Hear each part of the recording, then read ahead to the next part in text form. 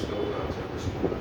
గడిచిన కాలం అంతా కూడా మీ కృపలో భద్రపరిచి ప్రభావ ఉపవాస దినాల్లో ప్రభావ నీతిగా కూడుకొని మీ నామం శించినట్లు కనపరిచినట్లుగా సజీవులతో మీరు వచ్చిన దానిలో మీకు స్తోత్రాలు చెల్లిస్తున్నాను. ఆయన వారు ముఖ్యంగా వారు ప్రభావ ఉపవాసం కొనసాగిస్తున్నారు. మీ శక్తిని బలాన్ని బట్టి ప్రభావ మీ పరిశుద్ధాత్మను ఎక్కువ అనుగ్రహించాలని ప్రార్థిస్తున్నాను. ఆయన మన ముఖ్యంగా సమయంలో ఇంకా సాయంకాలం ఆరాధనలో దృష్టించండి.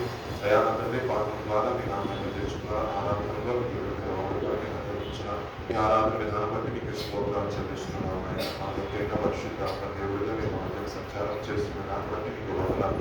ఇద్దరు ముగ్గురు నా నామం పేరు ఎక్కడైతే కోరుకుని ఉంటారో వారి మంచిగా వాగ్దానం చేస్తున్న తండ్రి నిశ్చయముగా మీరు మా మధ్యలో ఉన్నారని మేము నమ్ముచున్నాము. ఆయన ఈ ప్రత్యేకమైన సమయంలో కొన్ని నిమిషములు ప్రభావ మీరు మాకు అనుగ్రహించిన ప్రభావ తండ్రి సత్యజ్ఞానం పరిశుద్ధ జ్ఞానాన్ని మీరు మాకు అనుగ్రహించిన దాంట్లో మాటలను ధ్యానిస్తుండగా పరిశుద్ధాత్మ దేవుడుగా ఆ పేరు తండ్రి మాతో మీరు మాట్లాడండి. కొన్ని నిమిషంలో నన్ను మీరు మరుగుపరచండి. మీనైన శైలిలో మీనైన కోణంలో ప్రభావం తండ్రి మీనైన విధానంలో ప్రభావ సంఖ్యతో మీరు మాట్లాడండి. ప్రభావ మీ ఆత్మ సారస్యం కలిగించండి. ఈ పరిశుద్ధాత్మ నడిపింపు దయచేయండి. ప్రభావ మనుషులను దగ్గర పని చేయకుండా ఆయన తండ్రి నన్ను ప్రభావ మరుగుపరిచి ప్రభావ తండ్రి మీదైన ప్రభావ విధానంలో సంబంధంలో మాట్లాడాలని కానీ పరిశుద్ధాత్మ నడిపింపు దయచేస్తున్నాను. మా ప్రభువుని నీ ప్రియకుమారుడు యేసు క్రీస్తు వారి పరిశుద్ధమైన నామములో అడిగి వేడుకొని ప్రార్థిస్తున్నాము తండ్రి. ఎలా ఉన్నారు? అందరూ బాగున్నారా? వాయిస్ రావట్లేదు. అందరూ బాగున్నారని నేను భావిస్తున్నాను. అవునట్లయితే గట్టిగా లేదని చెప్పండి కదా. ఆమె చెప్పండి. ఆమె హల్లెలూయా. దేవుడు ప్రభువుగా నియమించును గాక. ఇది చెప్తారు. నేను చెప్తాను. అందరం సంతోషంగా ఉండాలి. దేవుడు మనకి మంచి దగ్గర ఇచ్చాడు. ఎల్లప్పుడూ సంతోషంగా ఉండమని చెప్పాడు. సరే మనం ఏం చెప్పలేదు. ఎందుకంటే ఈ టైం రేపు ఉండకపోవచ్చు. ఈరోజు ఉన్న విచారం మరో క్షణం తర్వాత ఉండకపోవచ్చు. సో ఎల్లప్పుడూ కూడా సమస్తాన్ని మార్చగలిగిన వాడు, సమస్తం కలిగి చేసిన వాడు మన పక్షాన ఉన్నాడు. కాబట్టి మనం ఎల్లప్పుడూ సంతోషంగానే ఉండాలి. దేవునికి స్తోత్రం. హల్లెలూయా. గత వారంలో మనం ఏ వాక్యం ధ్యానం చేస్తున్నామన్నా ఆయనంతా ఇశ్రాయేలు ప్రజల్ని దృష్టించారు. తర్వాత వాళ్ళని లక్ష్యం చేశాక వారి యొక్క మొరకి చెవి ఎక్కి ఉన్నారు అని ఇప్పుడు మాత్రం చూసి నేనంటాను మన సంఘానికి రావటం వెళ్ళటం కాదు, కానీ మనం ఏ రోజున సంఘానికి వచ్చినా, ఏ సర్వీస్కి మనం అటెండ్ అయినా, ఏ లెఫ్ట్ సర్వీస్కి అటెండ్ అయినా, లేదా చిన్న ఉపవాస కూడికి అటెండ్ అయినా ఆ అంశాలని మనం ఏం చేయాలంటే ఒక యాప్ మీద రాసుకోవాలి. వీలైతే అందరూ చదువుకున్న వాళ్ళే కాబట్టి దాని మీద చేయవేసుకోవాలి. ప్రార్థన చేసుకునేటప్పుడు కనీసం 10 పాయింట్లలో 3 పాయింట్లనే మనం మ్యాక్సిమం గుర్తుపెట్టుకోవాలి. ఒక 10 అంశాలు దైవజనులు చెప్పారనుకోండి. ఇక్కడ మీరు ప్రతిరోజు లెఫ్ట్ వైపు వస్తున్నారు. నిన్న వాక్యం ఏం చెప్పారు గుర్తున్నా? మనం అన్నది మన నిత్యము ఈ రోజులో కనీసం 10 పాయింట్లలో మెయిన్ కోర్ పాయింట్ ఉంటుంది, కీ పాయింట్ ఉంటుంది. అది గుర్తుపెట్టుకున్నా మనకేమవుతుందంటే విశ్వాసం అనేది మనకేమవుతుందో పెరుగుతూ ఉంటుంది. సో విశ్వాసం అనేది లేకుండా మనం ముందరికి వెళ్ళడం అనేది క్రైస్తవ జీవితం ఎట్టి పరిస్థితిలో ముందరికి వెళ్ళలేదు. క్రైస్తవ జీవితం మొత్తం కూడా డిపెండ్ అయింది ఫెయిత్ మీదే, విశ్వాసం మీదే. మన పితరులను చూసినట్లయితే వాళ్ళందరూ కూడా విశ్వాసంతో వాళ్ళు జీవించారు. కాబట్టి విశ్వాసంతో నిరీక్షణ కలిగి ఎదురు చూచారు. కాబట్టి వారి జీవితాల్లో కార్యాలు జరిగాయి. నేను మరలా ఎందుకు చెప్తున్నానంటే మీరు ఎప్పుడు వాక్యం విన్నా కనీసం 4 మాటలు గుర్తుపెట్టుకుంటే అది మనకు ఆశీర్వాదం, మనకి దీవెన. మనకు మాత్రమే కాకుండా మన నెక్స్ట్ జనరేషన్కి పొద్దున బైబిల్ లేకపోయింది అనుకోండి, అంటారన్నా మీరు బైబిల్ లేకపోతే ఫోన్లో యాప్స్ ఉన్నాయి కానీ టెన్షన్ పడదు. యాప్స్ క్రాష్ అవ్వదు. ఏమో పట్టదండి, యాప్స్ అన్ని క్రాష్ అవ్వడం టెన్షన్ పడదు. అదే మన పొరలో ఉందనుకోండి, మన మనస్సులో ఉందనుకోండి, హృదయమైన పలక మీద రాయబడి ఉన్నాయన్న మాటలు ఏది ఉన్నా లేకపోయినా మన పిల్లలకి లేదా పక్కన వారికి సుమారు ప్రకటించడానికి ఈజీగా దేవునికి స్తోత్రం. హల్లెలూయా. అందుకే సామెతలో హృదయం అనే పలక మీద రాసుకోవాలి. మనకి ఎక్కడైతే మనకి ఇరుక్కుంటామో ఆ ప్లేసులో ఆ వాగ్దానం రాసుకోవాలి. మరలా మీకు చెప్పేది ఏంటంటే మనం ఆశ్రయించబడటం అనేది చాలా మాట అనేసారు అంటారా? చాలా చిన్న విషయం ఆశ్రయించబడటం అనేది, కానీ పరలోక రాజ్యం పొందుకోవడం చాలా గొప్ప విషయం, పెద్ద విషయం. ఆశ్రయించబడటం అని చర్చకు వచ్చి నువ్వు ఆశ్రయించబడటంలో పెద్ద మ్యాటర్ లేదు, పెద్ద విషయమే కాదు.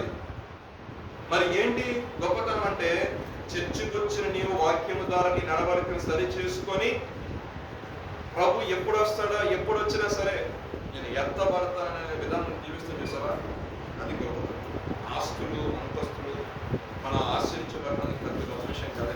అసలు అల్టిమేట్ గా దేవుడు మనకి ఇస్తాడు మన విషయంలో. మనము ఆయన ఎందుకు కొంచెం నమ్మకం ఉండాలండి, కొంచెం నమ్మకం చేసే భక్తుల్లో కొంచెం నమ్మకం ఉన్నా సరే దేవుని ఏం చేస్తాడంటే ఖచ్చితంగా ఆశ్చర్యిస్తాడు. ఆశ్చర్యించబడటం పేరు పరలోక రాజ్యం అనేది. సో ఇక్కడ నేను ఆశ్రయించబడ్డాను కాబట్టి నాకు ఇక్కడ జాబ్ ఉంది, ఇక్కడ నాకు అసెట్స్ ఉన్నాయి, నాకు స్టూడెంట్స్ ఉన్నాయి, నేను బాగా ఆశ్రయించబడుతున్నాను కాబట్టి నేను పరలోక రాజ్యం వెళ్తానంటే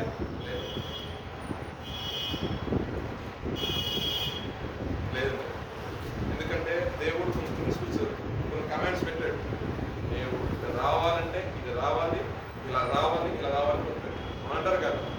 సో నేను అవిశ్వాసంగా ఉన్నప్పుడు నేను విశ్వాసంలో రావడానికి దేవుడి పట్ల వచ్చి నేను ప్రార్థన చేసుకున్న స్థితి మార్చి ప్రభావం అన్న దాన్ని బట్టి దేవుడు స్థితిని మార్చేశాడు. మార్చేసినంత మాత్రం పరలోక రాజ్యం వెళ్తానా? ఆయన వాక్యాన్ని విని నా మనసు, నా హృదయాన్ని మారు మనసు నుండి క్రీస్తును సంరక్షణగా అంగీకరించిన తర్వాత మారు మనసు తగిన ఫలాన్ని నేను ఫలించినప్పుడు ఆయన వంతులను పిలిచినప్పుడు నేను వెళ్తాను అంటారు కదా. ఆశించుకుంటారు. సో మన జీవితాల్లో ఈ విషయం మనం గమనించుకోవాలి. సో లాస్ట్ వీక్ మనం చూసినప్పుడు వాళ్ళు మొదలుపెట్టినప్పుడు దేవుడు వారు దృష్టించాడు, వాళ్ళు లక్షించాడు, దేవుడు వారికి సహాయం చేస్తున్నాడు. ఆ మాట మనం చూసాడు. అంత ముందు వారిని చూసినట్లయితే ఫిలిప్పీయులకు రాసిన పత్రిక గురించి కొన్ని 4 అధ్యాయాలు వాళ్ళ మాట మనం నేర్చుకున్నాం. ఈ రోజున హెబ్రీయులకు రాసిన పత్రిక 11వ అధ్యాయం 1వ వాక్యం చదువుతాం. విశ్వాసం అనేది నిరీక్షింపబడే వారి యొక్క నిజ స్వరూపమును అదృశ్యమైనవి ఉన్నవనటకు దాన్ని బట్టి విశ్వాసం అనేది ఎలా ఉందంటే నిరీక్షింపబడే వాటి యొక్క నిజ స్వరూపము అదృశ్యమైనవి ఉన్నవనటకు రుచిపై ఉన్నవి. అంటే ఇప్పుడు నేను ఒక విశ్వాసంతో నేను ఒక విషయంలో కనిపెడుతున్నాను అనుకోండి, దాని నా కనుపట్ల అదృశ్యమైంది, కానీ మన హృదయం తలంచుకోవాలి, దేవుడు చేస్తాడు. మన విశ్వాసము ఆ రకంగా ఉండాలి. అయితే ఆ లిస్టులోకి వచ్చేసరికి చాలా మంది పెద్దలు సాక్ష్యాలు పొందారు. ఎవరైనా అబ్రహాం గారు వస్తారు, ఇంకా ఎవరు వస్తారండి దాంట్లో? అబ్రహాం తర్వాత యాకోబు వచ్చారు, యోసేపు వచ్చారు. యోసేపు తర్వాత 23వ వాక్యం చదువుదాం. 11వ వాక్యం చూసినట్లయితే మోషే కనపడదు. సో ఈ రాత్రికాల సమయం ముందు మోషే గురించి 2 మాటలు మీకు చెప్పాలని ఆశపడుతున్నాను. ఆయన విశ్వాసాన్ని ఎలా కొనసాగించి ఉన్నాడు, ఆయన యొక్క విశ్వాస పరిమాణం ఏ రకంగా ఉంది, ఆయన ఎందుకని దేవుడు నా ఇల్లంతట్లో నమ్మకమైన వ్యక్తి అన్నాడు, చివరిగా కనీసం కనాను దేశంలో ఎందుకని ఆయన వాళ్ళు కూడా అర్థమైంది. ఎవరి గురించి ధ్యానం చేయబోతున్నాము? మోషే గురించి. ఎందుకంటే దేవాది దేవుడే ఆయన గురించి ఇచ్చిన సాక్ష్యం ఏంటంటే, నా ఇల్లంతటిలో, ఆయన ఇల్లంతా ఉండేటప్పటికి ఇంచుమించు 100 లక్షల మంది ఇల్లంతటి నమ్మకమైన వ్యక్తి. సో మోషే గురించి తెలుసుకున్నాం కాబట్టి ఫస్ట్ కొంచెం ఆయన గురించి, ఆయన జన్మ గురించి తెలుసుకుందాం. మోషే తన యొక్క దినాల్లో, అంటే ఏం చెప్పాలంటే మోషే పుట్టడానికి ముందున్న సమయం ఏంటంటే యోసేపును ఎరగని వేరొక రాజు ఐగుప్తు దేశంలో రాజ్యము చేస్తున్నాడు అన్నమాట. ఆ సమయంలో ఈయనేమనంటే చూసాడు, హెబ్రీయుల్ని ఇశ్రాయేలీయులందరూ చూసేసరికి వీళ్ళు విస్తారంగా వీళ్ళ యొక్క సంతానం అభివృద్ధి అయిపోతుంది కాబట్టి వీళ్ళని ఏదో ఒక విధంగా కొంచెం కంట్రోల్ చేయాలి అన్న ఆలోచన కలిగాడు. ఎందుకంటే రేపొద్దు వీళ్ళు గొప్ప సంఘముగా లేదా గొప్ప సమాజంగా ఏర్పడినప్పుడు మన మీద ఒక తిరుగుబాటు చేస్తారేమో, లేదా వారిలో వారు ఒక రాజుని ఏర్పరచుకొని ఆ రాజు మనకు యుద్ధం జరిగిందేమో అని నానా రకాలకు వచ్చిన రాజు ఆలోచించుకున్నాడు. ఇంకొక విషయం ఏంటంటే ఈ పాయింట్ మనం ఆలోచించాలి. వీళ్ళు వెళ్ళినప్పుడు 72 మందిగా వెళ్ళారు. అక్కడికి వెళ్తారా సంఖ్య బాగా పెరుగుతుంది. ఆల్రెడీ ఉన్న వాళ్ళకి ఎలా అనిపిస్తుంది? అసూయ వచ్చిందా లేదా? అసూయ పెద్ద తీరు. అలా వచ్చింది ఏంటి? వీళ్ళు విస్తరించబడుతున్నారు. దేవుని ప్రజలైన వారు విస్తరించబడుతున్నారు. విస్తరించబడేసరికి వారికి అనుకూలంగా ఏ రాజు దొరకట్లా. కానీ వాళ్ళకి ఐగుప్తు ప్రజలకు అనుకూలంగా ఒక రాజు వచ్చేసరికి వీళ్ళు మాట్లాడిన మాట ఏంటంటే, వీళ్ళు మొన్న ప్రధాన మంత్రులందరూ కూర్చొని వీళ్ళ సంఖ్య విస్తరించిపోతున్నారు అంటారు. రేపు దినం అందరూ చెల్లిపోతున్న పనులు ఎవరు చేస్తారు? మాకు పనులు ఎవరు చేస్తారు? మనకి ఎవరు హ్యాపీగా ఉంటారు? సో వీళ్ళు విస్తరించబడుకున్నట్లు, వీళ్ళు మనమే తిరుగుబాటు చేయకున్నట్లు ఫస్ట్ వీళ్ళు కొంచెం పక్కబందిగా కంట్రోల్ చేద్దాం అనుకుని ట్రై చేశారు. కానీ వాళ్ళు ఎంత ట్రై చేసినా అక్కడ ఏమైందంటే అక్కడ ఏం కాదు, ఆల్రెడీ విస్తరింపడం జరుగుతూనే ఉంది. అయితే ఏం చేశారు, రాజు ఏం చేస్తాడంటే మగ పిల్లలు ఎవరు పుడతామని చంపేనాడు. ఇంకొక విధానంలో చూస్తే, ఇంకొంచెం డీటెయిల్ లోపలికి వెళ్తే, మగ పిల్లడు అని పుడితే తీసుకెళ్లి నైల్ నదిలో పడేయండి. ఈ నదండి నైల్ నది. ఆ రోజుల్లో ఉన్న దాని ప్రకారం మీరు విని ఉంటారు.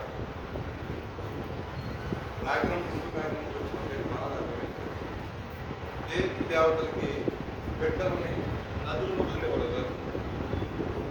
ఇస్తే ఇంకొంచెం ఎక్కువ మంది పిల్లలు ఇస్తారు. పిల్లకాయలకి పెట్టగలిగితే తర్వాత తీసుకెళ్ళి అమ్మా అని కొంచెం ఇచ్చిన వాళ్ళు ఉన్నారు. మీరు కొంచెం ఇండియన్ బ్యాక్ మీకు చేస్తుంది.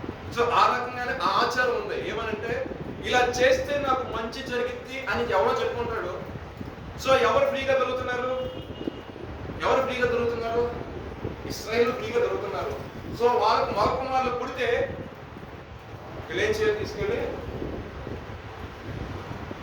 నాకు చిన్నప్పుడు జరిగిన సంఘటన, నేను టూగా నా బాధ, ఏదైనా కెనాల్స్ ఓపెన్ చేసినా, ఏదైనా హౌస్ కన్స్ట్రక్షన్ జరిగినా, అది వరకు ఇప్పుడు లేదంటే, అది వరకు మన తాత ముత్తాతల కాలంలో నరబలి అనేది ఒక ప్రాసెస్ ఉండేది. తర్వాత అనేక మంది సంఘ సంస్థలు వచ్చి ఏం చేశారంటే దాన్ని నిషేధించారు. గవర్నమెంట్ కూడా దాని మీద యాక్షన్ తీసుకోవడం వల్ల ఈ మధ్యన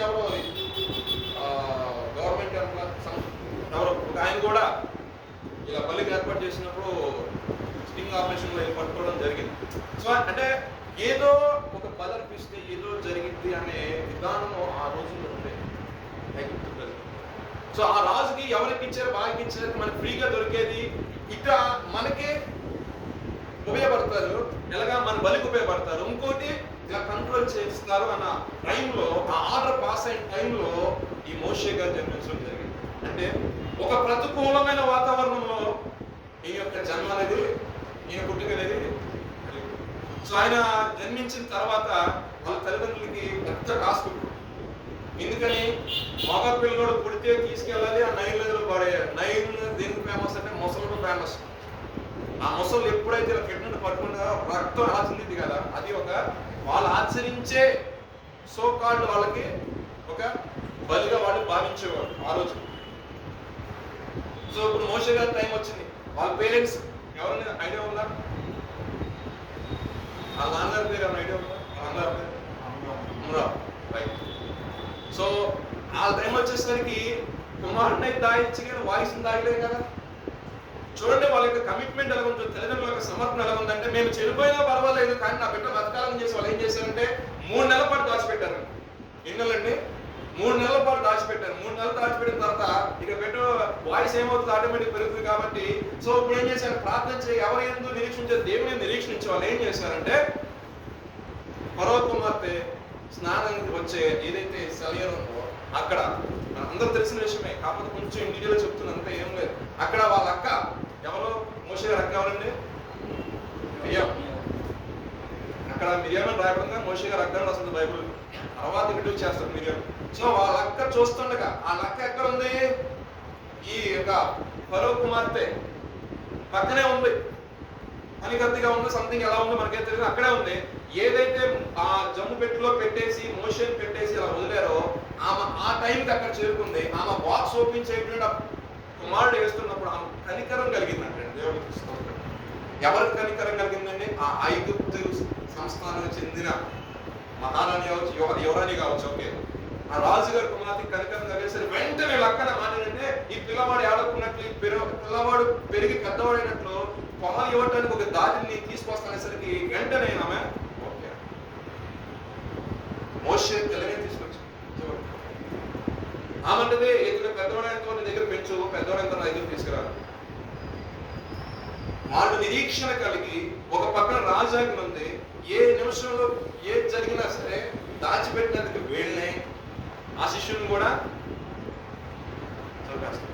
కానీ దేవుని యందు నిరీక్షణ కలిగి మా ప్రాణాలు పోయినా పర్లేదు వీడు బ్రతకాలని ఒక ఆలోచన కలిగి ఉన్నారు కాబట్టి తల్లిదండ్రులు వారి విషయంలో చేసిన ప్రార్థన నాకు తెలిసిన అనుకున్న దేవుడు ఆలకించాడు కాబట్టి వారు అనుకున్న కానీ వారు ఏదైతే అనుకున్నారో ఆ బిడ్డలో ఉదయాత్తం ఉన్నసరికి దేవుడు ఏం చేశాడు, ఆయన ప్రాణాల కోసం కావాలి కదా. ఆ కుమార్తె ఇంట్లోకి వెళ్ళిన మళ్ళా తిరిగి మోషే తన తల్లి వద్దకు వచ్చడం జరిగింది.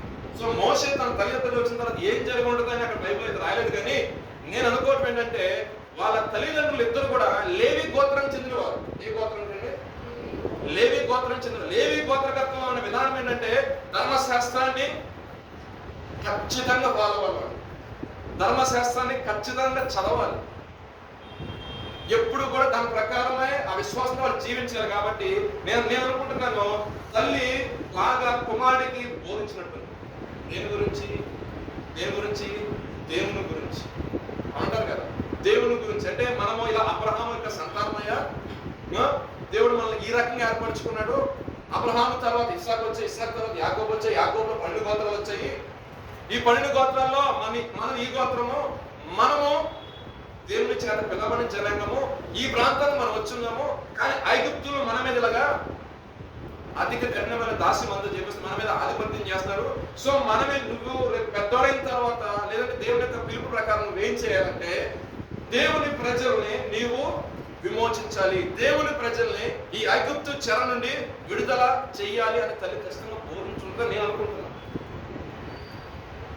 ఈ పాయింట్ అంటారు కదా. సో దాని ప్రకారం ఆయన పెరిగాడు, గొప్పవాడయ్యాడు. పెద్దవాడైన తర్వాత ఈమె ఏం చేసిందంటే యథావిధిగా రాజసన్నిధికి తీసుకెళ్ళింది. ఫరో కుమార్తె వచ్చింది. ఫరో కుమార్తెకి మోషేని హ్యాండ్ ఓవర్ చేసింది. మోషే కూడా పేరు పెట్టలే అప్పటికి. ఇంకా ఇతను నీటిలో నుండి తీయబడిన వాడు కనుక ఇతని పేరు మోషే అని ఎవరు పెట్టారు? అమ్మ పెట్టిందా? అమ్మ పెట్టలా, ఫరో కుమార్తె పెట్టింది. సో ఇక్కడ మనం చూసినట్లయితే తల్లిదండ్రుల యొక్క సమర్పణ కనపడుతుంది మోషే యొక్క జీవితంలో స్టార్టింగ్. ఎందుకంటే తల్లిదండ్రులకి ఒక ఆశ ఉంది, ఏమనంటే వీడిని చిన్నప్పటి నుండి దేవుని యందు భయభక్తులు నేర్పించి పెంచాలి. లేకపోతే దేవుడు ఇతను ఒక సాధనంగా వాడుకున్నాడు అనుకో, ఆ రకంగా ఇతను వాడబడాలి. అదే విధంగా జరిగిన వృత్తాంతం మొత్తం కూడా దేవుడు ఏ రకంగా ఆ జనంగా ఏర్పరచుకున్నాడు, దేవుడు ఏ రకంగా వాళ్ళని ప్రతిష్ఠిత జనంగా మార్చాడో అది మొత్తం కూడా నేను అంటాను. తల్లి పాలుస్తూనే పెంచుతూనే వీటన్నిటిని కూడా అతని యొక్క మనసులో నింపింది. ఇప్పుడు నింపిన తర్వాత మోషే గారు అక్కడికి వెళ్ళారండి, కొరియా దగ్గరికి వెళ్ళారు. ఆయన మనసు అక్కడ ఉంటుందా? ఉండదు.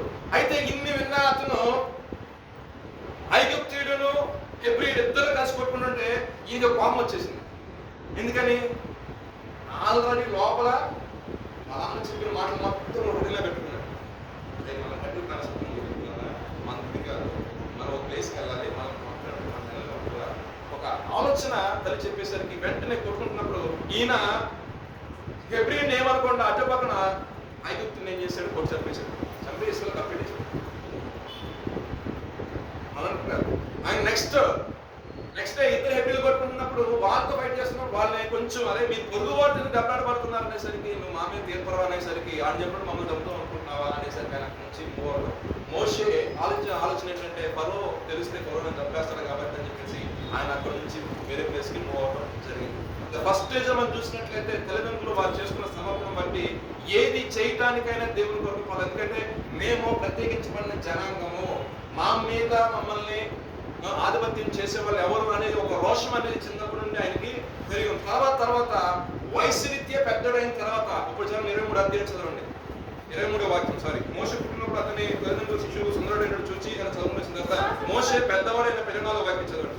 మోషే పెద్దవాడైనప్పుడు విశ్వాసమును బట్టి ఐగుప్తు ధనము కంటే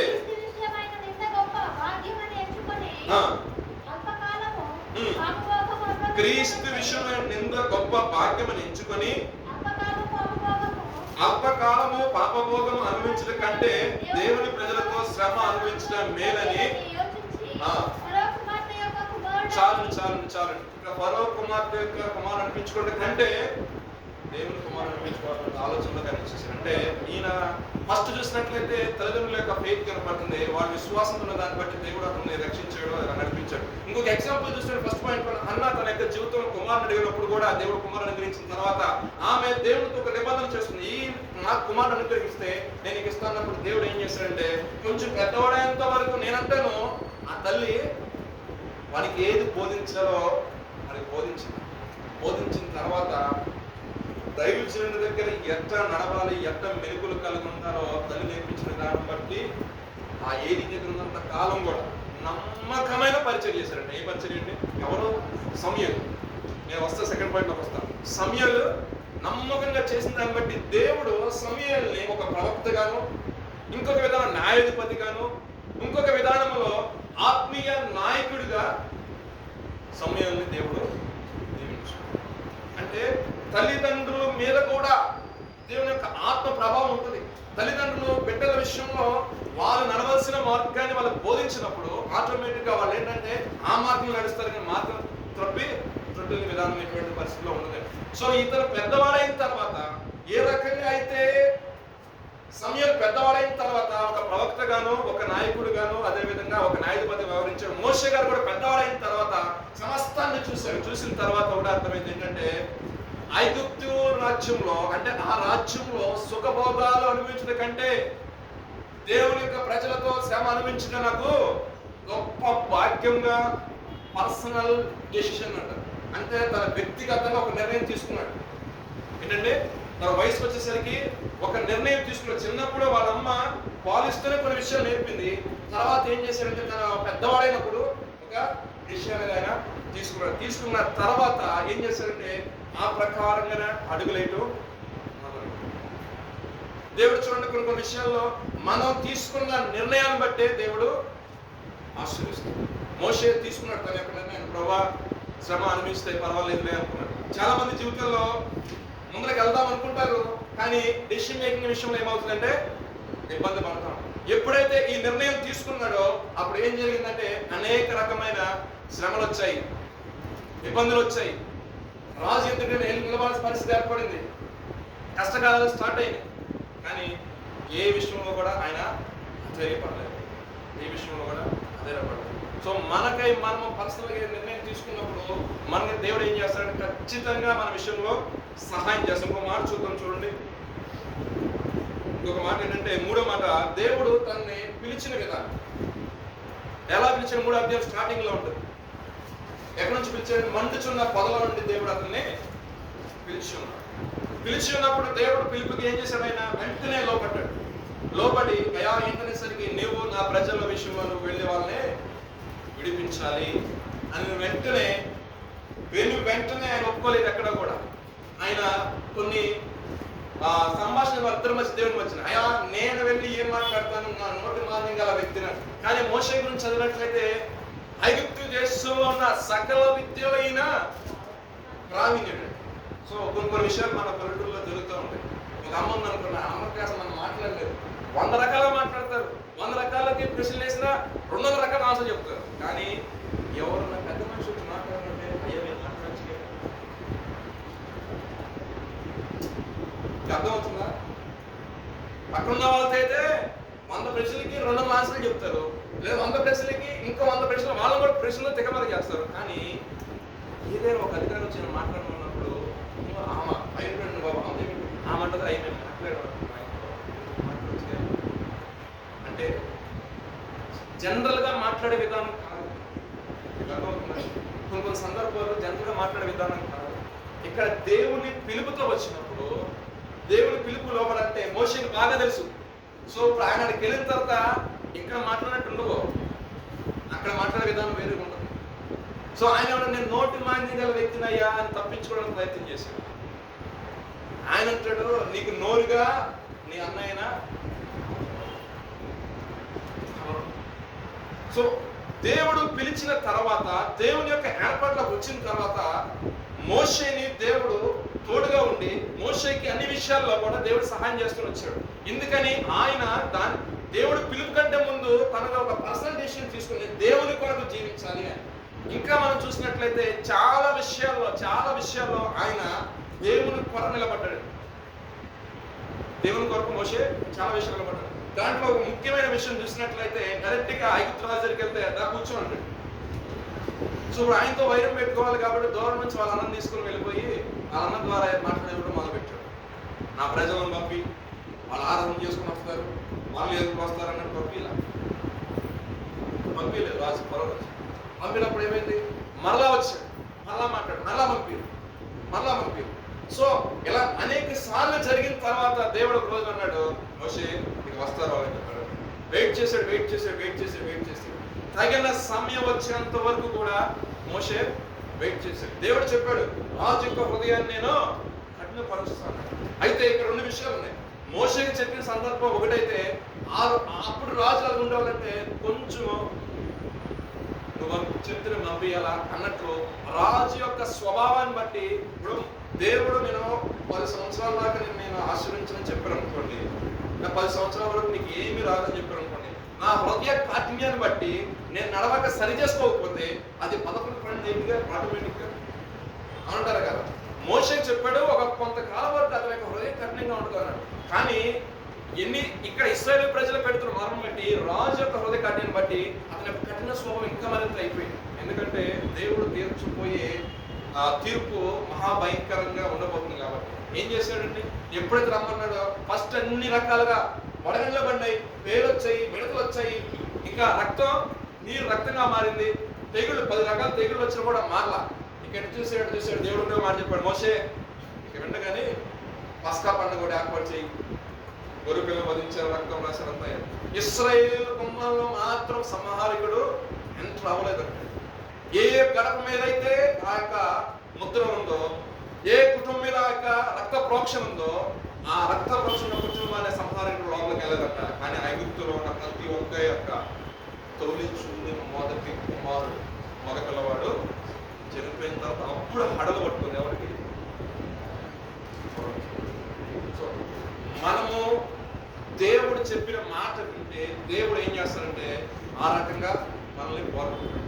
సో దేవుడు పిలుపు కంటే ముందు మనము పర్సనల్ డెసిషన్ చెప్పే కదా, ఈ పర్సనల్ డెసిషన్ చాలా జాగ్రత్తగా చేయాలి. దానియేలును చూసినట్లయితే తన యొక్క జీవితంలో వెళ్ళిన తర్వాత రాజు తినే ఆహారాన్ని పెడుతున్నప్పుడు ఆ ఆహారాన్ని ఏమన్నాడు ఆయన, నాకు అవసరం లేదన్నాడు. అవునా కదా, మాకు యథావిధిగా రాజు భోజనం వద్దు, ఆ మందు వద్దు, అది ఏమొద్దు, మాకొద్దు, మాకేంటంటే శాకాహారమే పెట్టండి. మీరు పెట్టిన తర్వాత కొన్ని రోజులు మీరు చూస్తున్నారు కదా, కొన్ని రోజుల తర్వాత మళ్ళీ చూడండి ఏమన్నా తేడా ఉంటప్పుడు అంటే తనకైతే తాను శ్వాసంతో దేవునితో ప్రార్థన చేస్తున్నాడు. ఎందుకంటే మద్యం తీసుకునే మత్తుడైన శరీరమైనా దేవుడు చూశాడు. అవునంటారు కదా, ఆయన ఏం చేశాడంటే రిజెక్ట్ చేశాడు ఆ విషయాన్ని. నాకు వద్దు, ఆ ఫుడ్ నాకు వద్దాడు. యోసేపు తన యొక్క జీవితంలో పాపము చేయటానికి పోతిఫర్ భార్య ప్రేరేపించినప్పటికీ కూడా ఆ పాపాన్ని ఏం చేశాడండి, తోసుకొచ్చిన కారణంగా దేవుడు ఏం చేశాడు, మన జీవితాన్ని గొప్పగా మార్చాడు. అంటే మన పర్సనల్ డెసిషన్ తీసుకున్నప్పుడు దుష్టుడు ఏదో ఒక రకంగా మనల్ని చూస్తూనే ఉంటాడు. అది అయిపోయిన తర్వాత ఈ పర్సనల్ డెసిషన్ తీసుకున్నప్పుడు నువ్వు నేను అందరం కూడా సువార్త చేయొచ్చు. కానీ దేవుడి పిలుపుని చూసావా? మూడోది, దేవుడు పిలిచాడు కదా, ఎక్కడ పిలిచాడు? చక్కగా ఆయన గొర్రెలు కాసుకుంటున్నప్పుడు ఆ ప్రాంతానికి వచ్చేసరికి ఆ మండుచున్న పొదలోని దేవుడు మాట్లాడినప్పుడు పిలిచాడు కదా, అది చాలా విలువైన పిలుపు. సెకండ్ స్టేజ్ లో నువ్వు నేను సువార్త పరిచయం చేయొచ్చు. థర్డ్ స్టేజ్ అనేది కంప్లీట్ సబ్మిషన్, సంపూర్ణంగా దేవునికి మనము సమర్పించుకోవాలి. సమర్పించుకున్నాడు మోషే, అన్నింటిని వదిలిపెట్టాడు. గొప్ప భాగ్యంగా ఎంచుకోలేదు. అందుకని అపోస్తలులు పౌలు అంటారు కదా, లోకాన్ని ఆయన వెంటగా ఉంచాడంట. క్రీస్తుని గురించి విషయంలో నాకు గొప్పైనా సరే ఏదైనా సరే అది నాకు పెంటస్లో సమానం అంటున్నాడు. కాబట్టి దేవుడు ఏం చేశాడంటే గొప్పగా అతన్ని వాడుకున్నాడు. రాత్రికాల సమయం ముందు వాక్యం ఉంటున్న మనతో కూడా దేవుడుచుకున్న మాట్లాడంటే అతి త్యాగం మనం కలిగి ఉన్నాం. ఓన్లీ మన పేరెంట్స్ ప్రార్థన చేస్తుంటే లేదా మన పేరెంట్స్ మనకి ఏదో బోధిస్తే అది కొంత మట్టుకే, ఒక వయసు వచ్చేంత వరకే. వాళ్ళు ఏమైనా కమిట్మెంట్ చేసుకుని వాళ్ళకి ఏమైనా తల్లిదండ్రుల సమర్పణ ఎంతవరకు కొంతవరకు. కానీ యుక్త వయసు వచ్చిన తర్వాత నీకై నువ్వు దేవుడికి స్వీయ సమర్పణ, సొంతగా నువ్వు దేవునికి సమర్పించు. అలా సమర్పించుకున్నప్పుడు దేవుడు ఏం చేస్తాడంటే నిన్ను వాడుకోవడానికి ఆయన ఇష్టపడతాడు. నాకు సమర్పణ లేకుండా నేను వచ్చేసి నా ఇష్టానుసారంగా చేస్తాడు అనుకోండి, అది దేవుడి చిత్తం నెరవేర్చినట్ట కాదు కదా, అవునా కాదు? అబ్రహాం లింకన్ గారికి వాళ్ళ అమ్మగారు చక్కగా బోధించారు. బోధించి పెద్దవాడైన తర్వాత ఏమైందండి, అమెరికాకి మంచిగా ప్రెసిడెంట్ అయ్యి, అవునా కాదు? ఎంత బాగుంది అక్కడ, ఎంత అవునా కాదు? తల్లిదండ్రుల సమర్పణ అంతవరకే ఉంది. తర్వాత ఇంకొక వ్యక్తిని నేను పరిచయం చేస్తాను. విలియం కేరీ గురించి విన్నారా? ఆయన ఇంగ్లాండ్లో ఆయనకి గొప్ప ఆస్తి ఉంది. తను సమర్పించుకున్నాడు. ఏంటంటే భారతదేశంలో బైబిల్ లేదు. భారతదేశంలో ఏం లేదండి, బైబిల్ లేదు. సో నేను వెళ్ళి, నాకు తెలుసు కదా, ఆ ట్రాన్స్లేట్ చేసే విధానం నాకు తెలుసు కాబట్టి ఈ ఇంగ్లీష్లో ఉన్న ఈ బైబిల్ నేను అక్కడ ట్రాన్స్లేట్ చేసి అక్కడ అందిస్తే అనేక మందికి సువార్త అందుతుంది అని ఒక ఆశతో తనకే తాను సబ్మిట్ చేసుకున్నాడు దేవుడికి. సో మనం మన యొక్క జీవితంలో ఏదైనా ఒక ఫ్రూట్ మనం చూడాలన్నా, ఏదైనా ఒక ప్రత్యక్షం చూడాలన్నా, ఏదైనా ఒక ఎదుగుదల చూడాలన్నా మనకై మనం ఫస్ట్ తల్లిని సమర్పణ ఒకలా ఉండొచ్చు. కానీ నీకు యుక్త వయసు వచ్చిన తర్వాత నువ్వే దేవునికి ఎప్పుడైతే నువ్వు దేవుడు సమర్పించుకుంటావో, మిషనరీ సేవ ఎంత గొప్ప సేవ జరిగిందండి. వారిని వేసుకుని వచ్చేవాడు, సంస్థాన్ని దేవుడు కోల్పోయిన పర్లేదు చెప్పేసి ఆయన మాట చక్కగా ఈ రోజు మనకు గ్రంథాలు రకాల తర్జుమా చెప్పి అంటే ఫస్ట్ తర్జుమా ఆయన ద్వారానే దేవుడు ఆ ధన్యత ఆయనకి దేవునికి స్తోత్రం. హల్లెలూయా, హల్లెలూయా. ఇంకొక విషయం ఏంటంటే, మూడోది మనం చూసిన దేవుని యొక్క పిలుపు అని చెప్పాం కదా. పిలువబడిన వారు ఏర్పాటు చేయబడిన వారు కొద్దిమంది. ఇలా దేవుని యొక్క సేవ పిలుపుతో అని చాలా మంది వస్తున్నారు, కానీ ఏర్పాటు చేయబడిన వారు కొద్దిమంది. దేవుని పిలుపుకు లోబడిన వ్యక్తి ఆయన అంటారు, అయ్యా నువ్వెవరైనా అడిగాడు. ఎవరు? సో దమస్కు మార్గంలో వస్తున్నప్పుడు ఒకేసారి యేసుప్రభు గారిని చూసేసరికి ఏం జరిగిందండి, ప్రత్యక్షం చూసేసరికి కింద పడ్డ. ప్రభువా నువ్వెవడని అడిగేసరికి నువ్వు హింసిస్తున్నా అనేసరికి 2 కళ్ళు పోయినాడు. 2 కళ్ళు పోయిన తర్వాత అన్నయ్య దగ్గరికి వెళ్ళాడు. అన్నయ్య దగ్గర అప్పటికే 3 కూడా పుట్టలేదు. వెళ్ళిపోయేసరికి ఆయన చూసి అంటున్నాడు, ఈ వ్యక్తి సంఘాన్ని హింసిస్తున్నాడు. దేవుడు పరిశుద్ధాత్మ అన్నయ్యతో మాట్లాడు, అన్నయ్య దగ్గర ఒక వ్యక్తి వస్తాడు, ఆ వ్యక్తి విషయంలో ప్రార్థన చేయి, నువ్వు ప్రార్థన చేస్తే వారి విషయంలో ఆలకించి వారిని సహాయం చేస్తానన్నప్పుడు ఆయన ఆ మాట విని చెప్తున్నారు దేవుడికి, ఈ రిప్లై ఇస్తున్నాడు దేవుడికి, అయ్యా ఆ వ్యక్తి సంఘాన్ని బహుగా శ్రమ పెడుతున్నాడు, అనేక మందిని చంపేస్తున్నాడు, అతనికి మరలా కళ్ళు వచ్చినాయి అనుకో, ఈయన అనుకున్నాడు అమ్మాయి నీకు బలి జరిగింది అనుకుంటున్నాడు ఇప్పుడు దాకా. కానీ దేవుడు ఏమన్నాడు, వాడి కళ్ళు అతనికి ప్రార్థన చేసేసరికి కానీ అపోస్తులైన పౌలు గురించి దేవుడిచ్చిన సాక్ష్యం ఏంటంటే, నేను వాడు సాధనముగా ఎక్కడ రాజు అన్ని జరుగుతా నాకు సాధనముగా వాడుకుంటానని చెప్పాడు. దేవునికి స్తోత్రం. ఎవరిని చెప్పారండి ఆ మాట? ఎవరితో చెప్పారు? అననీయతో. అప్పుడు ఆయన ప్రార్థన చేసిన వెంటనే పొరలాంటి రాళ్ళు పడిపోయినాయట. తర్వాత వాక్యం విన్నారట. వాక్యం విని వెంటనే బాప్తిసం తీసుకున్నాడట. బాప్తిసం తీసుకున్న తర్వాత వెంటనే సమాజంలోకి వెళ్ళిపోయి క్రీస్తుని ప్రకటించినట్టు దేవునికి స్తోత్రం. రోజున అనేకమైన పుస్తకాలు అపోస్తులైన పౌలు ఎన్ని పత్రికలు రాశాడు. అన్ని జనుల విషయంలో దేవుడి దగ్గర పోరాడి దేవుడు ఏం చేశాడంటే అన్ని జనుల కొరకు మనం పంపించున్నాడు. స్టేట్మెంట్ కూడా రాశాడు. సో దేవుని యొక్క పిలుపు, దేవుని యొక్క ఉద్దేశం నెరవేర్చాలి అనే ఒక ఆలోచనతో ఆ పిలుపుకు లోపడ్డాడు. ఆయన పిలుపుకు లోపడ్డాడు. చెప్పాడు, ఎవరితో చెప్పాడు? దైవజనుడు గారు చెప్పాడు, అననీయ చెప్పాడు.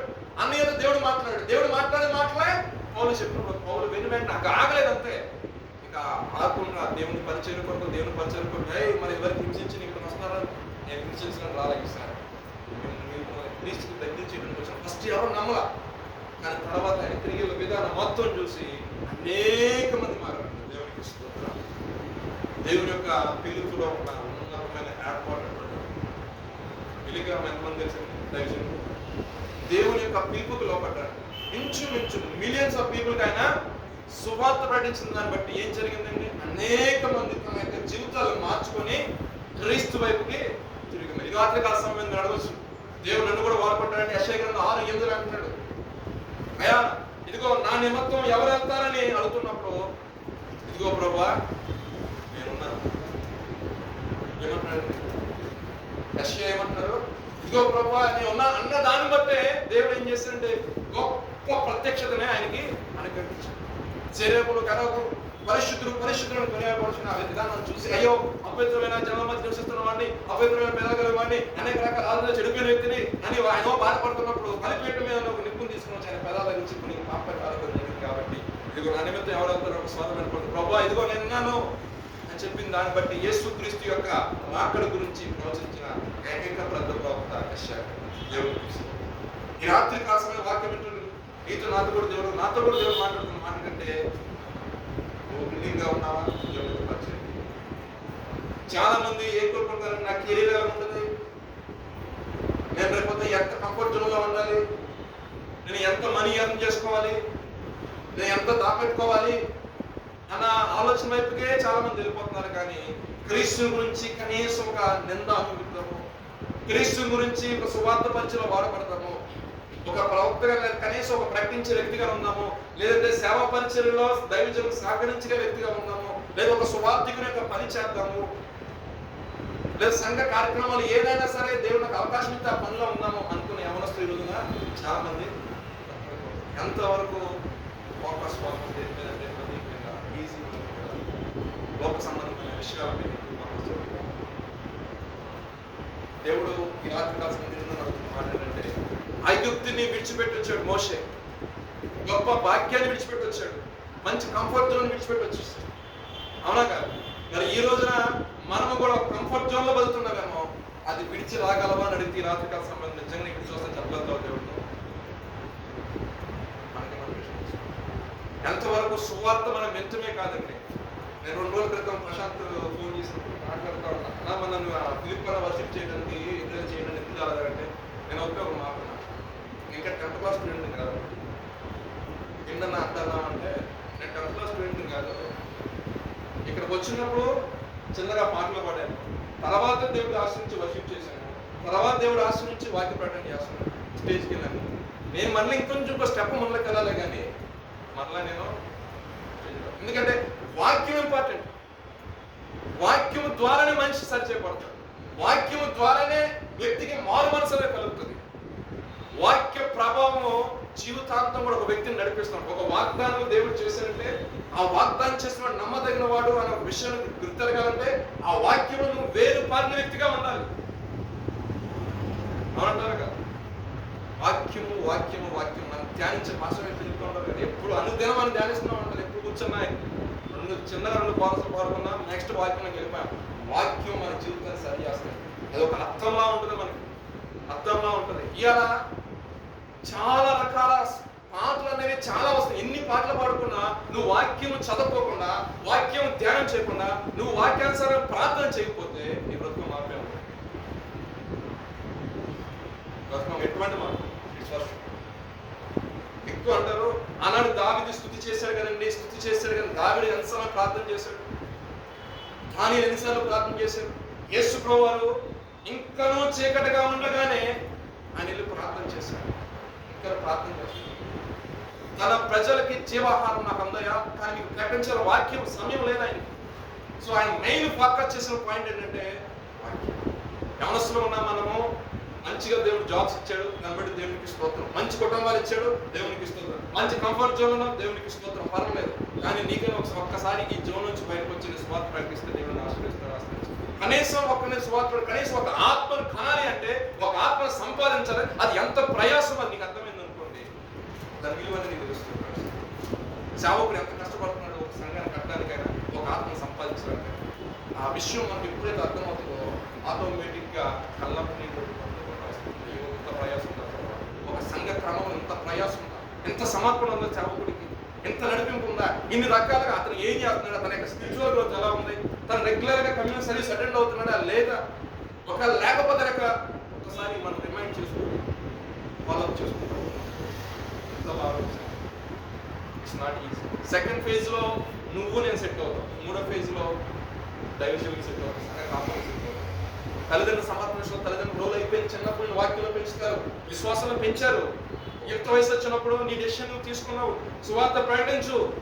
సువార్త ప్రకటించడానికి ఏ ఆటంకం లేదు, దానికి డిగ్రీలు అవసరం లేదు, ఏ రకమైన డిగ్రీ అవసరం లేదు. ఫర్ ఎగ్జాంపుల్ చెప్తాను, రియల్ టైం ఎగ్జాంపుల్ చెప్తాను, మీకు ఈజీగా అర్థం. మీరు ఒక ప్రాంతానికి వెళ్ళారు, ఒక వ్యక్తికి సువార్త ప్రకటించే దేవుడు ఆ వ్యక్తిని ఆయన ప్రణాళిక నడిపించిన తర్వాత, సువార్త అంతా ప్రకటించిన తర్వాత ఆయనకి దేవుడు తన మనసును తెరిచినప్పుడు లూదియా అనే వ్యక్తి యొక్క హృదయం దేవుడు తెరిచాడు కదా. చిన్న పిల్లోడు చాలండి, నువ్వు అనుకోవచ్చు నేను కూడా ఎస్ నువ్వు కూడా కావాలి దేవుడు, నువ్వు కూడా దేవుడు. నువ్వు వాక్యం పండితే ఆ హృదయం తెరబడినప్పుడు అయ్యా ఇక్కడ నీళ్ళు ఉన్నాయి కదా బాప్తిస్మం ఇవ్వచ్చు కానప్పుడు నాకు అర్హత లేదండి, నేను డిగ్రీ చేయలేదు, నాకు ఆర్డినేషన్ లేదు, నాకు సహాన్సు అని ఏమి లేదు అని చెప్పకూడదు. అవకాశం వచ్చినప్పుడు వెరీ ఇమ్మీడియట్గా ఈ లోక సంబంధమైన మర్యాదలు కొంతమంది రాసుకుని పెట్టుకున్న పట్టాల గురించి కాదండి. దేవుడు తనకు ఉన్నత పిలుపును ఏర్పాటును వాళ్ళు పిలుచుకున్నప్పుడు దేవుని యొక్క పరిచయం కొరకు వాడుకునేటప్పుడు ఆర్డినరీ పర్సన్ ఎక్స్ట్రాడనరీ పర్సన్ చేస్తున్నారు. దేవునికి స్తోత్రం. అంటే నేను అంటాను, ఏదైనా సందర్భం వచ్చినప్పుడు మాస్టర్ గారే వాక్యం చెప్పాలన్నా బుద్ధి నుంచి బయటికి రండి ముందుగా. అది నీ బాధ్యత కూడా. సెకండ్ ఫేజ్ లో ఉన్నాము, అది మన బాధ్యత. సంఘ కాపరి సంఘ నిర్ణయంలో వేరే ఉంది. ఎందుకంటే కంప్లీట్ సబ్మిషన్ అది సేవకులు. Complete submission. ఫేజ్ 2లో నీలాంటి వాళ్ళు అలాంటి వాళ్ళు అందరూ వస్తారు. అనేక మందిని శిష్యులుగా చేయాల్సిన బాధ్యత కూడా మనదే. అనేక మంది సువార్త ప్రకటించాల్సిన బాధ్యత కూడా మనదే. క్రీస్తు గురించి శ్రమ నింద అనుభవించాల్సిన బాధ్యత మనదే. ప్రకటించే విషయంలో ఒక వ్యక్తి దేవుని తెలియక నశించిపోతున్నప్పుడు రెండు మాటలు దేవుని చెప్పడం తప్పలేదు. పర్సనల్ విషయం. నేను నా దేవుడు రేపొద్దు లెక్క అడుగుతాను, నేను ఏం చేయగలిగాను దేవుడి కంటే, అయ్యా నువ్వు ఇచ్చిన శుభ్రంగా తినేసాను, నేను శుభ్రంగా కూర్చున్నాను, నేను మంచి కంఫర్ట్ నాకు గొప్ప శ్రమ కలిగేసరికి మాస్టర్ గారు మీరు ప్రార్థన చేయండి కంటే కూడా నువ్వు మోక నుంచి ప్రార్థిస్తే ప్రభు ఎప్పుడైతే ఆ దాంట్లోకి వస్తావో నెక్స్ట్ థర్డ్ పేజ్ లోకి వస్తావు. Complete submission. సమస్తాన్ని విడిచిపెట్టి మోసే సమస్తాన్ని విడిచిపెట్టి వచ్చారు. యేసు గారు ఉన్నతమైన భాగ్యాన్ని విడిచిపెట్టి వచ్చారు. ఏ భాగ్యం అండి? ఉన్నతమైన భాగ్యాన్ని విడిచిపెట్టి నీ కొరకు నా కొరకు వచ్చారు. మాస్టర్ గారు ఏ రకంగా నటిస్తే అంత అయిపోతుంది కదా, ఇది కూడా నటిస్తే అయిపోతుంది కదా. మళ్ళీ మనం మామూలు చెప్తాం ఉందా కదా. కానీ ఇక్కడ సువార్త ప్రకటించబడాలి, అనేక మందికి మారుమనసు ఉండాలి, కనీసం కొంతమందికి సువార్త ఎత్తబడాలి. ఎవరైతే సువార్తను యాక్సెప్ట్ చేస్తారో ఒక వార్త ప్రార్థిస్తారు. గంటకి ఇస్తారు దగ్గర నాకు తెలిసిన ఈ ఇయర్ గంటకి ఇస్తారు 20-30 వస్తారు. ఈ కారణం బట్టి 20 ఈజీగా ఇస్తారు. ఓ 3 లక్షలు అడ్వాన్స్ అయినా ఈజీగా ఉంటుంది. ఎందుకంటే ఆ పక్కన ఎక్కడ ఉన్న దాంట్లో అడ్వాన్స్ 2 లక్షలు 3 లక్షలు కడుతున్నారు ఏదైనా షాప్ పెట్టాను.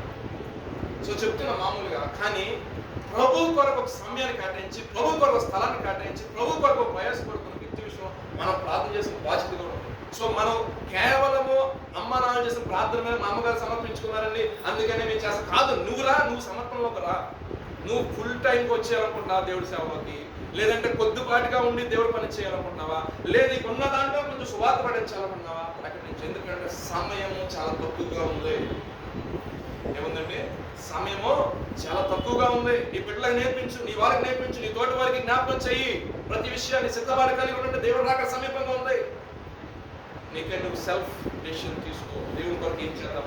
కనీసం బాప్తిసం తీసుకున్నావా? నీ తోటి సహోదరుడు తప్పిపోతున్నాడేమో, వాడు మారు మనసు ఉందేలన్న విషయంలో ఆగిపోతున్నాడేమో, అయ్యా ఒక అడుగు ముందుకి బాప్తిసం తీసుకోవాలి. నీకోసం నేను ప్రార్థన చేస్తారా బాబు, నీకోసం నేను అంత అవసరం లేదు, నువ్వు తీసుకోరా బాబు అని అనుక్షణం బ్రదర్ మీరు వాక్యం ఎదగండి, ఇంకా మీరు బాప్తిసం సిద్ధపడండి, ఆయన రాకడ సమీపంగా ఉంది. నన్ను బాప్తిస్తున్నందులో రక్షించబడి నమ్మను శిక్షించబడితే సహోదరుడు నేను నిజంగా ఒక స్నేహితుడు నిజంగా ప్రేమించాను గంట మాట్లాడటం కాదు, వాళ్ళ మాటలు నేను ఫుల్ టైమ్ మినిస్ట్రీలో వచ్చామని చెప్పట్లా. కానీ ఇంకా సెకండ్ ఫేజ్లో పర్సనల్ డెసిషన్ తీసుకుని కొంతమందికైనా దేవుని స్వార్థ చేయాలి, కొంతమందికైనా నేను వాక్యం ప్రకటించాలి, కొంతమందిని సరే దేవుడి సంఘాన్ని నేను యాడ్ చేయాలి, కొంతమందికైనా దేవుడి గురించి నా పని చేసిన సాక్ష్యం నేను చెప్పాలి, కొంతమందిని సరే మీరు చూడండి లాగినట్టు నేను క్రీస్తు కొరకు లాగాలి. ఆయన చేసిన త్యాగం ఇది అందరూ కొరకు కదా. ఇంకా అనేక మంది ఆ త్యాగాన్ని గుర్తెరగ నశించిపోతున్నాడు కదా. సిలువ విలువ తెలియక వ్యర్థముగా ప్రయాసపడుతున్న విషయంలో అది శాశ్వతమైన కాదు. అందుకని ఈ లోకంలో మొత్తం సంపాదించుకున్నా వారి యొక్క ఆత్మ రక్షించబడిపోతే మన వల్ల ఉపయోగం ఏంటి?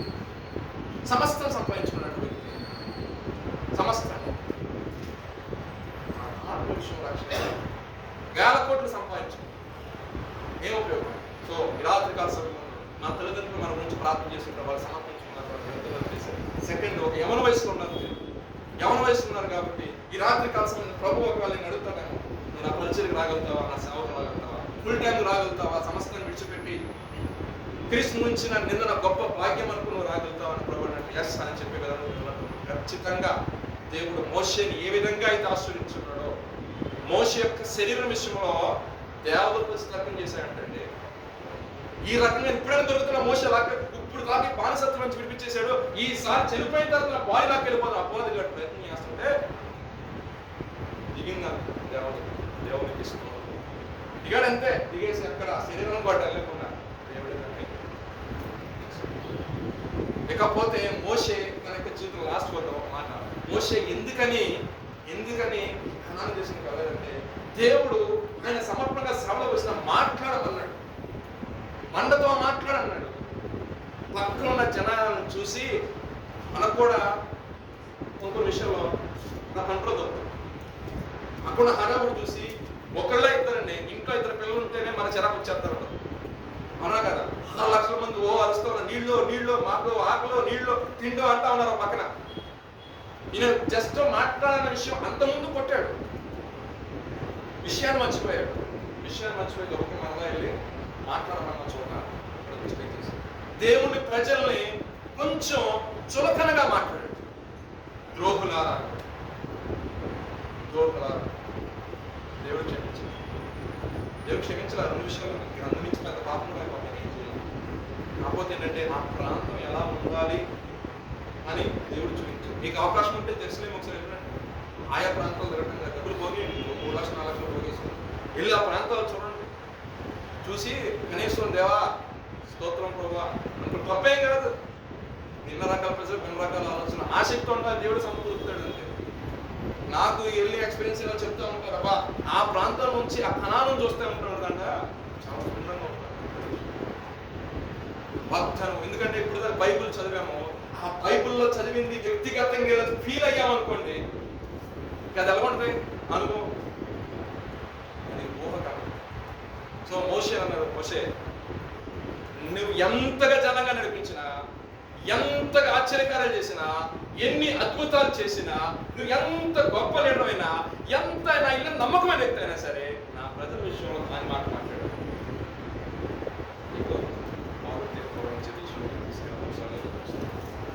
మనం అనుకుంటాం ప్రకటిస్తాను, ఏమనుకుంటాను నేను వాక్యం ప్రకటిస్తాను, దేవుడు ఎక్స్క్యూజ్ చేస్తాను నా బుద్ధిహీనత అంతే. దేవుడు ఎక్స్క్యూజ్ చేయడు, ఆయన నీతి న్యాయములు జరిగించే దేవుడు. నేను అన్యాయం చేసేసి నేను వెళ్ళిపోయి న్యాయం అంటే చంపే కొడతాడు మొహాటం. ఎందుకంటే నా గురించి తెలుసు కదా, నేనేం దొరుకుతుంది, నేనేమైనా నాకు ఉన్న బిర్యానీ అక్కడ మాట్లాడాలి.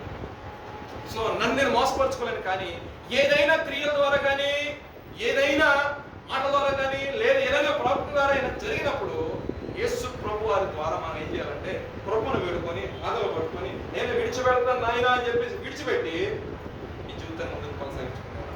దేవుడికి స్తోత్రం అన్నట్టు ఆనాడు యేసుప్రభు ఇన్ కేస్ ఆ టైంలో నా ప్రభు ఉన్నట్లయితే మోషే కూడా కనాను తీసుకున్నాడు. ఈ దినాన పరలోక రాజ్యం మన అవిధేయత వల్ల, ఉచ్చరించలేని మాటల వల్ల, వ్యర్థ ప్రవర్తన వల్ల ఆయన దృష్టికి మనం ఎలా ఉన్నామంటే శత్రువు అయి ఉన్నామంట, ఉగ్రతకు పాత్రైన బిడ్డల వల్ల ఉన్నామంట. కానీ ప్రభువైన యేసుక్రీస్తు వారు నీ కొరకు నా కొరకు చిందించిన ఆ రక్తము మనం ఏం చేస్తుందంటే ప్రభుకు పాత్రలుగా చేసిందంటే, అర్హులుగా మార్చిందట. అయ్యా తక్కువ ఏదో ఒకటి అయితే కొంచెం నేను ఏం చేస్తానంటే నాకు వ్యక్తి ఇష్టం కొంచెం అలా చెప్తాం. అది వేస్ట్ వేలని తెలిసి ఆయన కూడా తెలుసు, కాబట్టి ఇక్కడ ఈయన మొహాలను తట్టుకోలేక మనం ఏం చేస్తాడంటే ఆయన ఏం చేస్తాడో తీసుకొచ్చేసి ఈ నా జీవితంలో జరుగుతుంది. మనకే మనం స్వతంత్ర సేవ చూసుకోవాలి, 40 రోజులు ఉపవాసాలు చేసుకోవాలి, వ్యక్తిగతంగా దేవుడి దగ్గర ప్రార్థన చేసుకోవాలి. నాకు చెప్పు ప్రభు నేను ఎక్కడ పడిపోతున్నాను, నాకు చెప్పు ప్రభు నేను ఎక్కడ నడవాలి, నాకు చెప్పు ప్రభు ఎక్కడ సరి చేసుకోవాలి. ఆయన కృపా కనికరంగా దేవుడు, కరుణావాసంగా దేవుడు, త్రోసివేసే దేవుడు కాదంటే ఆయన సరి చేసుకుంటాడు. ఆయన ఇష్టమైన పాత్రగా 3 స్టేజెస్ ఇవే ఉంటాయి. ఏముంది మంచిగా తల్లిదండ్రులు చిన్నప్పుడు నేర్పిన ప్రార్థన, పెద్ద అయిన తర్వాత ఒక ఆలోచన తీసుకున్నట్టు, ఆ ఆలోచనలో తీసుకున్నప్పుడు చాలా ఇబ్బందులు వచ్చింది, అయినా సరే నిలబడ్డాడు. తర్వాత దేవుని పిలుపు మేరకు వాగ్దానం కంప్లీట్ దేవుడికి సమర్పించు. ఒకవేళ దేవుని తీర్పు మీకు ఉన్నట్లయితే సమస్తాన్ని విడిచి రావడానికి మొదలు చెప్పాయా నీ కొరకు సమస్తాన్ని విడిచి నువ్వే నాకు ముఖ్యం. లోకం కాదు, లోక సంబంధ విషయాలు కాదు, అశాశ్వతమైన లోకం కాదు నాయన, శాశ్వతమైనది యుగయుగాలు నీతో ఉండేది. దాని విషయంలో ఎంత శ్రమైనా, దాని విషయంలో ఎంత నిందైనా, దాని విషయంలో ఎంత తృణీకరైనా, దాని విషయంలో ఎంత అవమానమైనా సరే ఎందుకంటే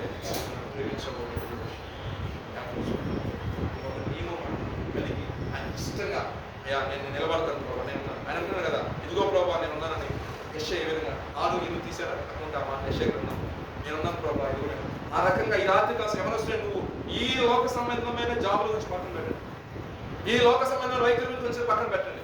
అస్సలు ప్రభా నువ్వు నన్ను ఏ రకంగా కొంచెం వాడుకయ్యా అడగండి. రాత్రి కాస్త దేంట్లో దాంట్లో వాడుకయ్యా ప్రభా, నీ పరిచయంలో మనలో సువార్తకి పరిచయం చేసి ఎప్పుడైతే ఆ సమర్పణ వస్తుందో ఆటోమేటిక్గా ఆ దాంట్లో నడుస్తున్నప్పుడు మనకు తెలియకుండానే మన క్రియలు సరిచేయబడతాయండి. ఎందుకని ఇంత ఒక్కరిని చెప్తున్న మాటలంటే మనం ఆ పనిలో ఉన్నప్పుడు మన క్రియలు సరిచేయబడతాయి. ఎందుకంటే ఈ పనికి మనం పని చేసి దాంట్లో నా చేయి పెట్టలేను కదా నేను, అవునా కదా? నేను వ్యర్థంగా వాతావరణ మాట్లాడి వ్యర్థంగా ప్రవర్తించొచ్చి మళ్ళీ మీకు వచ్చే పరిశుద్ధ గ్రంథం బట్టి వాక్యం చెప్పగలుగుతానా? సో అప్పుడు నేను ఏం చేస్తాను, దాన్ని కట్ చేసుకున్న ట్రై చేస్తాను, మ్యాక్సిమం ట్రై చేస్తాను. ఎందుకంటే నేను వేషధారిగా దేవుడికి ఉండకూడదు. దేవుడు వేషనైనా క్షమిస్తున్నాడు, వేషధారిని క్షమిస్తున్నాడు కదా. సో నేను ఫస్ట్ కట్ చేసుకుంటాను, నా క్రియలు కట్ చేసుకుంటాను, ప్రకటించుకుంటూ వెళ్తున్నా. మన విధానం ఉపవాసం ప్రార్థన వాక్య ధ్యానం చేసుకుంటే మన విషయం కనపడుతూ ఉంటాయి. కాబట్టి మనకై మనం సరి చేసుకోవాలి. దేవుడు సమస్తాన్ని చూస్తున్నాడు, దేవుడు ప్రతి ప్రతి ఆలోచన ఎరిగిన వాడు, దేవుడు సర్వంతర్యామి ఏ విషయం. సో ఈ రాత్రి కాల సమయంలో మనము దేవుడి చేతికి పట్టబడదాం. పేతురు అన్నాడు, మనుషులు బట్టి జాలరుగా మార్చబడలేదు. నేను వాడికి భయపడ్డాడు పేతురు. నాకు చదువు లేదు కదయ్యా, నాకు రాదు కదా, నువ్వు రాబోయే ముందు అన్నాడు దేవుడు. రా ముందు నువ్వు రా, నీ మీద నా సంఘాన్ని కడతాను అన్నాడు లేదా పేతురు. సిమోన్ పేతురు, నీ మీద నా సంఘాన్ని కడతాను. ముమ్మారు మొక్కాడు, అసలు నాకు తెలియదు అన్నాడు.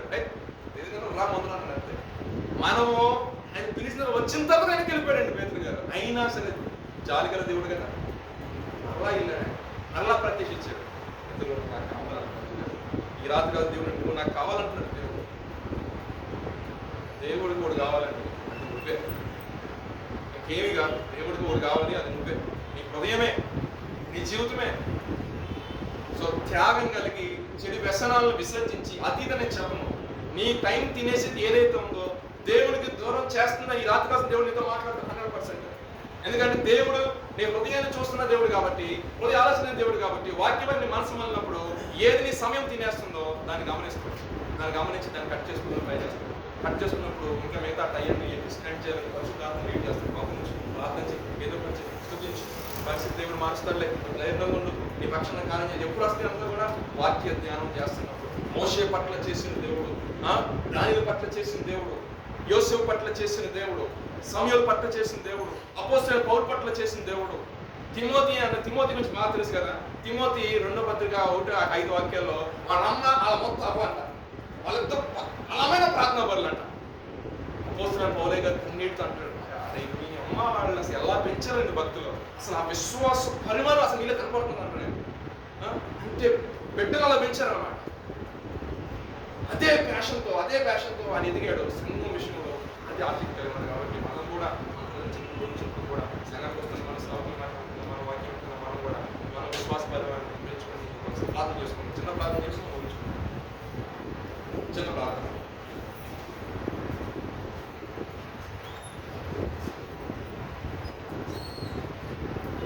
ఎవరితో వ్యక్తిగతంగా ప్రార్థన చేసుకుంటాం. 2 నిమిషాలు పక్కన ఉంచుకుంటాం. ఇలా వాక్యం నా తల్లిదండ్రులు ఆశపడ్డారు, సమర్పించుకున్నారు నా యొక్క జీవితం విషయంలో. అదేవిధంగా ఎప్పుడైతే నేను తిరిగి పెద్దవాడిని అయ్యాను ప్రభావ, యువ వయసులో ఉన్నాను ఆయన ఈ పరీక్షలు నా తండ్రి నా తండ్రి నా తండ్రి ప్రభావ నీ సన్నిధిలో ప్రభావం చేసుకుంటున్నాను. నీ కొరకు వాడుకున్న పాత్రలు ఈ సహాయం దయచేయండి అయ్యా. వారి దినాల్లో యూసుఫ్ చూపించిన దర్శనాలు బట్టి మిక్కిలి అభిప్రాయంలో అయా భయంకరమైన శోధన వచ్చినప్పుడు అయా నీ యందు విశ్వాసం ఉంచి ఆనాడు అవి అదృశ్యమైన ఉన్నప్పటికీ కూడా నిరీక్షణ కలిగి ఎదురు చూసిన దాన్ని బట్టి ప్రభా ఆయా ఐగుప్తు దేశంలో గొప్ప అధికారిగా మార్చబడి పాపాన్ని ద్వేషించాడు ప్రభా. అయా పాపం నుండి దూరంగా పారిపోయి ఉన్నాడు. అదేవిధంగా దానియేలు తన యొక్క జీవితంలో అయా ప్రార్థన చేస్తూ రాజుల ఆహారంలో ఉన్న కంఫర్ట్ కంటే కూడా దేవుడు నాకు అనుగ్రహించింది చాలు, అవి కొద్దిపాటి ఆహారమే చాలు, నా కొద్దిపాటి ఆహారంలో నియమాల్లో ప్రభా అయా నా తండ్రి జాగ్రత్త కలిగి ఉన్న దాన్ని బట్టి ప్రభా అయా గొప్ప దేవుని ఆత్మ కలిగిన వ్యక్తిగా అయా నా తండ్రి ప్రఖ్యాతి చెందుతున్నాడు ప్రభా.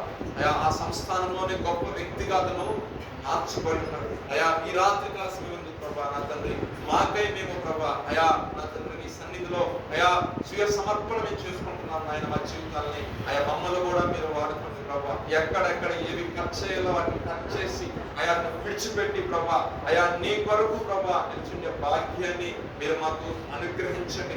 అయా నా తన మోషే అంటున్నారు అయా నా తన ఐగుప్తు యొక్క ప్రభా దేశంలో ఆ రాజ్యంలో అయా ఫరో కుమార్తె యొక్క కుమారుడిని అని అనిపించుకున్న కంటే అయా నా తండ్రి క్రీస్తు ప్రజల విషయంలో ఎంత గొప్ప భాగ్యంగా నిలుచుకున్నాడు. అయా నా తండ్రి మమ్మల్ని మేము అనేక చోట్ల వచ్చి ఇష్టం వ్యక్తులు కావచ్చు ప్రభా, వివిధ రకాల బిజినెస్లు కలిగి ఉండొచ్చు, వివిధ రకాల వ్యాపారం కలిగి ఉండొచ్చు ప్రభా, అయా గొప్ప ఉన్నతమైన కుటుంబం నుంచి వచ్చిన వ్యక్తులై ఉండొచ్చు ప్రభా. ఎవరు అయినప్పటికీ కూడా ఈ రాత్రి కాలం ముందు ప్రభా మనం చూస్తున్న దేవుడు ప్రభా ఇదిగో నీ సన్నిధిలో ఎవరైతే సమర్పణ కలిగి ప్రభా అయా నేను కూడా ఉన్నాను ప్రభా, అయ్యా నన్ను కూడా వాడుకో చేస్తాయని ఎవరైతే ప్రభా నీ సన్నిధిలో ప్రభా ఆనాడు ప్రభా నా తండ్రి యెషయా ఏ విధంగా అయితే ఎవరైనా ఉన్నారా నా ప్రజలకి సువార్తను తెలియజేయగలగా అంటున్నప్పుడు ఇదిగో ప్రభా నేను ఉన్నాను అని ప్రభా యెషయా భక్తుడు అన్నారు ప్రభా. అదే తండ్రి ఎవరికైనా సువార్తను చర్చే సేవాభావం కలిగి అయా దేవుని కొరకు నిన్ను అనిపించి గొప్ప భాగ్యం, దేవుని సువార్త చేయాలన్న ఫ్యాషన్ అనుకున్నట్లయితే ఈ రాత్రి కాలంలో వాళ్ళు మీరు బలపరచండి ఆయన, ఈ సహాయం దయచేయండి ఆయన. అనాడు ప్రభా నా తండ్రి పిలిచి ఉన్నారు ప్రభా అయా నా తండ్రి అయా మోషే మీరు పిలిచి ఉన్నారు నాయన. అయా దేవుని యొక్క ఉన్నతమైన పిలుపును నిర్లక్ష్యం చేయకూడదని ప్రభా, పిలుపుకు లోబడిన దాన్ని బట్టి ప్రభా తన యొక్క ప్రభా ఒబీడియన్స్ ప్రభా లైఫ్ లాంగ్ ప్రభా కంటిన్యూ చేశాడు ప్రభా. ఇది నా విశ్వాసం అంటే ప్రభా దేవుని యందు విధేయత అది ప్రభా, అది ఒక్క రోజు 2 రోజులు 10 రోజులు 10 సంవత్సరాల కాలమైనా జీవితాంతం అది కొనసాగించబడాలి ప్రభా. అప్పుడు మాత్రమే దాని యొక్క ప్రభా ప్రతిఫలం. మోషే పిలుపు ప్రభా పిలిచిన తర్వాత ఏ విషయంలో కూడా పడిపోలేదు ప్రభా, ఏ విషయంలో తొట్టలేదు ప్రభా అయ్యా, ఏ విషయంలో కూడా ప్రభా నీకు ప్రభా వ్యతిరేకంగా ప్రవర్తించలేదు ప్రభా. నువ్వు ఏది చేయమన్నావు అది మాత్రమే చేశాడు ప్రభా. అంత మించి ఒక్క పాయింట్ ఎక్కడ చేశాడు పరిశుద్ధంగా రాయబడలేదు నాయన. అయ్యా అంతగా ప్రభా నీ విషయంలో ప్రభా అంతగా విధేయత చూపించున్నారు తండ్రి. అట్లే తండ్రి ఈ రాత్రి కాస్త మీ సహాయం దయచి అయ్యా నా తండ్రి కొత్త నిబంధనలో ప్రభా అయా సీమోను పేతురుని పిలిచారు, ఇదిగో నువ్వు మనుషులు బట్టి చాలక నేను చేస్తాను అయా. నువ్వు శిలువ మరణం పొందిన తర్వాత అయా అయా ఆ యొక్క పరిస్థితిని చూసి ప్రభా భయపడి మరలా వచ్చి చేపలు పట్టుకునే స్థితిలోకి వెళ్ళిపోయాడు ప్రభా. కానీ అతను మీరు విడిచిపెట్టలేదు ప్రభా. మన స్వభావం ఎరిగిన దేవుడు కాబట్టి, తన యొక్క హృదయాన్ని ఎరిగిన దేవుడు కాబట్టి, బలహీనమైన మనస్సాక్షి గల వ్యక్తి అని ప్రభా మీరు గమనించారు కాబట్టి అయా ఆయన కొరకు మీరు ప్రభా నా తండ్రి ఆ ధోని వద్దకు వెళ్ళారు ప్రభా. ఆయనతో మీరు మాట్లాడి ఉన్నారు ప్రభా, అతని యొక్క కళ్ళ మీరు తెరవజేసి ఉన్నారు తండ్రి. వెంటనే ప్రభా మొట్టమొదటిగా ప్రభా నా తండ్రి మీ ఏర్పరచుకున్న సేవకుల్లో ప్రభా పేతురు మొదటి వ్యక్తిగా ఉన్నాడు ప్రభా. అనేకమైన ప్రభా వ్యక్తుల్ని స్వస్థపరిచారు. ఆయన ఒక్క వస్త్రపు చెంగును ముట్టుకునే స్వస్థత కలిగేంత విధానంలో తనకి విశ్వాస పరిమాణం పెరిగింది. ఈ రోజున పిలువబడిన వారైంది ప్రభా పిలుపు నిర్లక్ష్యం చేస్తూ ఎవరైనా జీవిస్తున్నట్లయితే ప్రభా అటువంటి నిర్లక్ష్యం స్వభావంతో కాకుండా పిలిచిన వారు నమ్మదగిన వారిని ప్రభా అతను నీ వైపు చూస్తూ ప్రభా అయా లోక సంబంధ విషయాలలో ప్రభా అయా సుఖభోగముల కంటే క్రీస్తు విషయంలో ఎంత గొప్ప భాగ్యమని మోషే అనుకుని ప్రభా పరిచయం కొనసాగించున్నారు. ఒకవేళ వెనుదిరిగిన ప్రభా పేతురు వల్ల వారి స్వభావం ఉన్నట్లయితే మరలా వారితో మీరు మాట్లాడి ప్రభా నా తండ్రి నీ అద్భుతమైన పరిచయం కొరకు సాధనాల ద్వారా మీరు వాడుతున్నారు. సహాయం దయచే పేతురు మరలా తెలుసుకుని వచ్చాము. పెంతుకొస్తున్న పండుగ తిన పరిశుద్ధాత్మ వచ్చినప్పుడు ప్రభా ఆత్మతో నింపబడినప్పుడు అనేక రకాల మాట్లాడుతున్న ఈ యొక్క పేతురే ప్రభా నిలబడి ప్రభా ఏవేళ ప్రవచన గ్రంథాన్ని ప్రభా సవివరంగా వివరించిన దాన్ని బట్టి ఇంచుమించు 3000 మంది బాప్తిస్మం తీసుకున్నారు ప్రభా. వెనుదిరిగి వెళ్ళిపోయిన వ్యక్తి ప్రభా, పిరికిగా మనస్తత్వం కలిగిన వ్యక్తి ప్రభా, నేను చేయలేమో అనుకున్న వ్యక్తి ప్రభా, అబద్ధమైన వ్యక్తి ప్రభా, అనేక విషయాలు బొంకిన వ్యక్తి ప్రభా, అలా కనెక్ట్ చేసుకుంటాం. ఒకప్పుడు బాగా ప్రభా చల్లబడిపోయి ఉన్నారేమో ప్రభా, చతికిలు పడిపోయి ఉన్నారేమో ప్రభా, మరలా వారి మోకాలను బలపరచండి, మరలా వారి హస్తాలు మీరు బలపరచండి, మరలా వారికి ఆత్మీయ స్థితిని ప్రభా బలపరచండి. ఆయన నీ కొరకు ఒక సాధనముగా వాడబడ్డాడు. సహాయం దయచేయండి. ఎదురు చూస్తున్నావు ప్రభా, ఎదురు చూస్తున్నావు. యా నీ బిడ్డని వారి సమర్పణ కలిగి సేవకాలను వస్తారేమో, త్యాగం కలిగి పరిచయకు ఎవరు వస్తారేమో.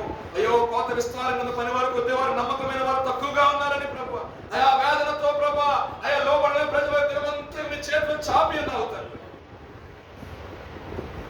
ఇంకా ప్రభా అయా అతన్ని కేవలం భక్తి చేస్తున్నానని భ్రమలో బతుకుతున్నానేమో ప్రభా, అయా ఇంకేదో చేస్తున్నానని భ్రమలో బతుకుతున్నాను. ఆ భ్రమ నుండి, ఆ భ్రమపరచ ఆత్మ నుండి విడుదల కలిగి చేయండి. ఆయన అనేక మంది నశించిపోతున్నారు, అనేక మంది ప్రభా సువార్త కరువై వాక్యం కరువైపోయి ప్రభా, అయా అంగలార్చుతుండగా ప్రభా శ్రేష్టమైన మాట, శ్రేష్టమైన విధానం ప్రభా, అయా గొప్ప నడిపింపు రైట్ చేసి మీరు ప్రభా మీరు నడిపించి మీరు వాడుకోండి. ఆయన ఏమనొస్తుంది నీ సన్నిధి కూర్చున్న కేవలం ఉద్యోగాల ద్వారా కాదు ఆయన, అయా నీ నామయం పరిచయ విషయంలో వారు ముందుకు వస్తున్నట్టు అభిషేకించి నడిపిస్తున్నాం. సహాయం దయచేయండి. తల్లిదండ్రులు ఆశపడినట్లుగా వారి జీవితాలు, వారి ప్రత్యేకంగా వారు తీసుకున్న పర్సనల్ డిసిషన్ ప్రకారం వారి జీవితాలు, అయా నీ యొక్క ఉన్నతమైన పిలుపుని బట్టి లోబడి దాని ప్రకారం జీవిస్తున్న దాన్ని బట్టి ఇప్పుడు వారి జీవితాలు అయ్యి ఇప్పుడు వారిని మరుగుపరుచున్నామేమో. ఒక దినం రాబోతుంది ప్రభా, ఆ దినాన ప్రభావ నీ బిడ్డల మీద ప్రభావ అందరినీ జ్ఞాపకం ఆ విషయంలో ప్రభావ అందరినీ ప్రభావ ఆశక్తిగా నెరవేర్చుకుంటాం. ప్రతి ఒక్కరిని నీ ప్రత్యేక రీతిలో ప్రభావ దీవించి సంఘాన్ని దీవించి ఆత్మ దీవించి విశ్వాసం దీవించుకున్నాం. మా ప్రభు నీ ప్రియమైన యేసుక్రీస్తు వారి పరిశుద్ధులైన నామములో అడిగి పెట్టుకుని ప్రార్థిస్తున్నాను తండ్రి. యేసు